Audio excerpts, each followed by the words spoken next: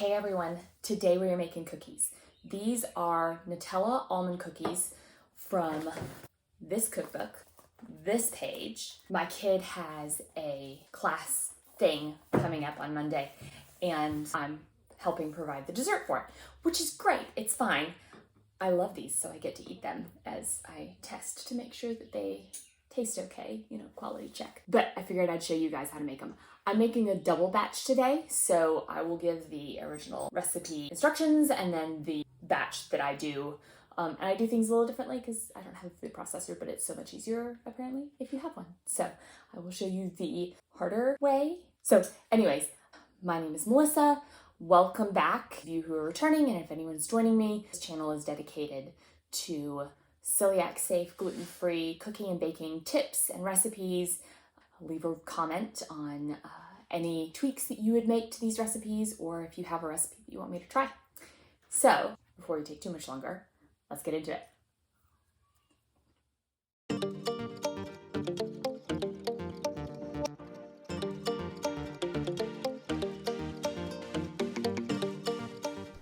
So the first thing you need is 2 cups of blanched almond flour.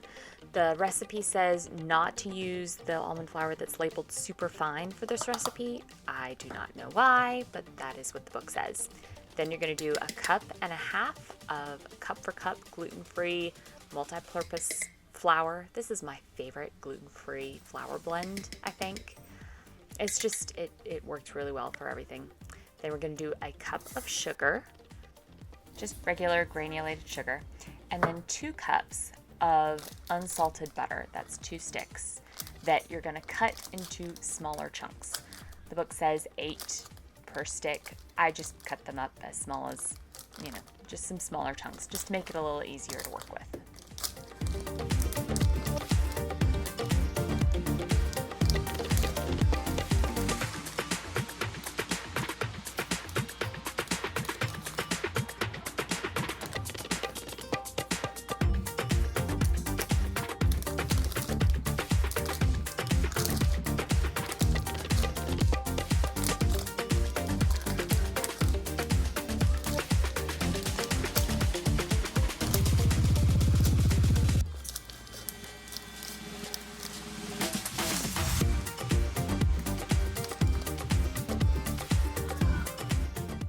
Next we add 1.5 teaspoons of salt.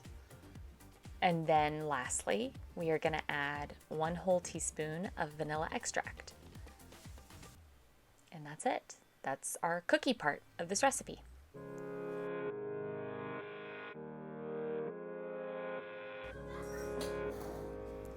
Now I am taking my pastry cutter and I am going to cut the butter in, and I'm going to blend it until a dough starts forming. If you have a food processor, I would use a food processor. It's obviously going to be significantly easier, but this isn't that hard. It really doesn't take as long as you think it does. This all in all took me about 10 minutes to cut in, and I was going at a pretty slow pace just because I was just taking my sweet time, but that's not that bad.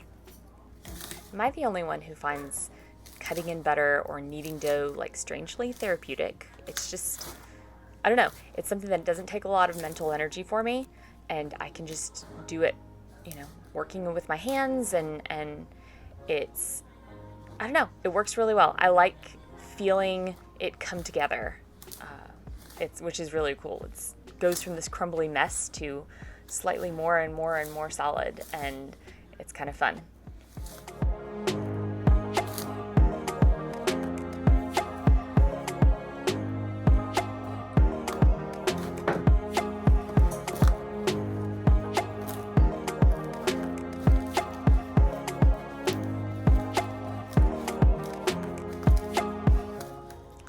Probably keep cutting it in at this point, but I find that around when it gets to the point where it's sticking together a lot on my pastry cutter, that it's pretty well ready for me to use, because I'm going to shape it and form it with my hands anyway, and it leaves a nice crumble to the cookie, which I like.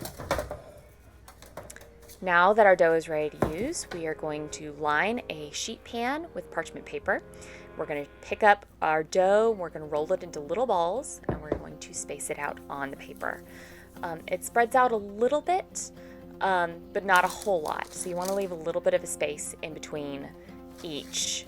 And as far as how big you do them, it kind of depends on what size cookie you want. You want them relatively equal in size though, so it's easier to make sandwiches with them. So you're going to roll them out, you're going to stick them on the cookie sheet, and then you're going to bake them at 275 for 30 to 35 minutes. And I've found that sometimes I need to check the bottom to see whether or not it's done, that it ends up, making a nice light golden brown color on the bottom. The top doesn't change a whole lot, but you can check them and see. While they cook, you're going to go ahead and prep your Nutella. So I would get a Ziploc bag that has a nice sharp corner to it, not the Ziploc bags that fold in on the inside. I'll show you what I mean. So you're wanting a Ziploc bag like this one that has a nice sharp corner to it, not one like this one that has the seam that kind of folds in. Those do not work very well when you're trying to fill up the cookies. So a bag with a nice sharp corner, and you're going to turn the bag somewhat inside out till you have a tiny little cup pouch on one of the corners, and kind of fold it around over onto itself. That helps keep the bag clean. It helps make it easier to load. And then I just take a big spoon and my Nutella, and for the double batch that I'm doing, 3 heaping tablespoons seems to work for a good amount for me. The recipe calls for 1/3 of a cup for a single batch, which would be 2/3 of a cup for the double batch, but I just kind of eyeball it and it works pretty well for me. And you can always add more if you need to, but I would say 3 heaping tablespoons works well in a bag this size to be able to control it pretty well. And then you're going to zip it up and squeeze out as much of the air as you can as you do that, and then seal it, and that'll help keep the mess under control. And then keep kind of all of the Nutella in one corner and set it to side, and you will use it in a little bit. Once the cookies are done, they will look something like this. They will still be kind of soft. You'll see I kind of pushed a hole in one of the cookies at the top with my glove as I was setting it down. Then you're going to want to let it cool completely before you start flipping them over, at least 20 minutes. Then you're going to take your bag of Nutella and snip a tiny little bit of the corner off, and then you're going to use that to pipe Nutella on the flat side of one of your cookies. Once you've got a nice, small amount on there, or as much as you desire on there, you're going to find one that's around the same size and sandwich it together and push just a little bit so that all the Nutella spreads evenly on the inside. And then you're going to keep going. I've found that it's hard to roll all of them exactly the perfect size, and so you're going to have some bigger ones and some smaller ones, and so just try to match them to the similar size as much as you can as you do that, and it ends up working out fine.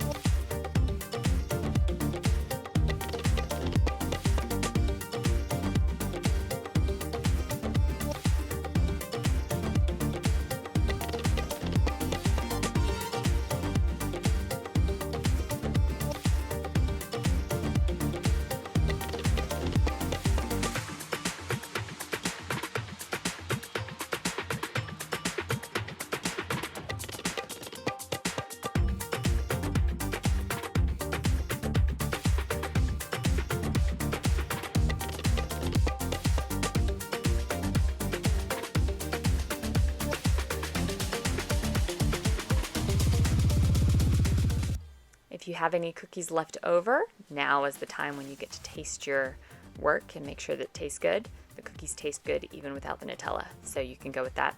And then I would be careful to make sure they're staying flat. If you've got a really rounded cookie, sometimes the top will slide down off the bottom, and so you just flip it over and try the other side. But try to position them so that they're nice and level, and then they won't fall quite so much. And there you have it.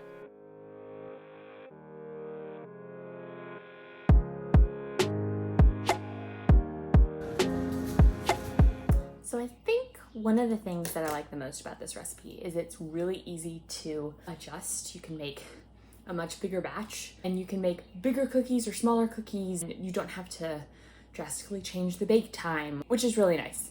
One batch is enough for a good family get-together type thing. They store really well in the fridge. I would actually say these are better after having stored in the fridge than they are fresh. When they're fresh, they're really good. I mean, it's Nutella.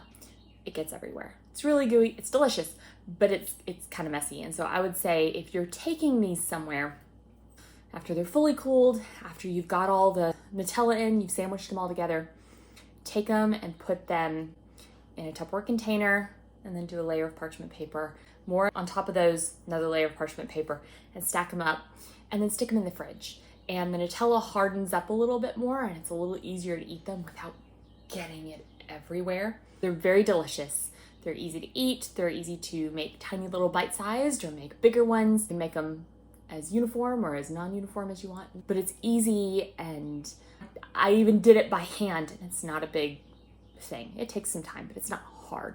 It's an easy recipe for kids too. If it's something that you want to try making with your kids, this is an easy recipe that doesn't take tons of ingredients, which a lot of gluten-free baking tends to be really heavy on the ingredients list. This doesn't take a whole lot, but it turns out really nice. So I'm not sponsored. As all credit goes to these wonderful people. But yeah, this is a wonderful cookbook, and it is a wonderful recipe, and I hope you guys enjoy. Have a good day.